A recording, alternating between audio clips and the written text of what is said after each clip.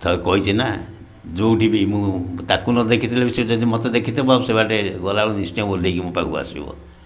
ମୋ ରାସ୍ତା ଏକରେ ମୁଁ ରାସ୍ତା ସେକରେ ସିଏ ଭିଡ଼ ତା ଭିତରେ ନଜର ପଡ଼ିଯାଇଛି ତାହେଲେ ନିଶ୍ଚୟ ସେ ଆସିବ ଆସି ପାଦ ଧୂଳି ନେବ। ଏଇଟା ହେଉଛି ତା'ର ଅନ୍ତରର କଥା। ମୁଁ ଜାଣେ ଯଦି ମୁଁ ନ ଦେଖିଥାନ୍ତି ହଁ ସେ ଆସି ପହଞ୍ଚୁଛି ସେ ପଳେଇ ଯାଇଥିଲେ କ'ଣ ଅସୁବିଧା ହେଉଥିଲା? ମୁଁ ଏମିତି କ'ଣ ମୁଁ ତାକୁ କିଛି କହିଥାନ୍ତି ଯେ ମୁଁ ଅନୁଭୂତିରେ ଗାଡ଼ି ଭିତରେ କିଏ ଅଛି?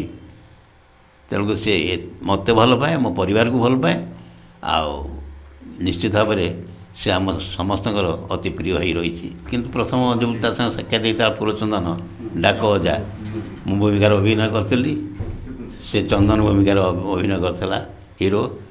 ଆଉ ସେଇଠି ଗୋଟେ ଡାଇଲଗ୍ ବାହାରି ପଡ଼ିଥିଲା ପାଟିରୁ, ଦେଖ ତାକୁ ସାଙ୍ଗେ ସାଙ୍ଗେ ମହସିନ କହିଲା ଜୟ ଭାଇ ଏ ଦେଖଟାକୁ ତୁମେ ଲଗେଇବ ଭଲ ଲାଗୁଛି ଅଜା କ୍ୟାରେକ୍ଟରରେ। ଉତ୍ତମ ବି କହିଲା ଜୟ ଭାଇ ଭଲ ଲାଗିଲା।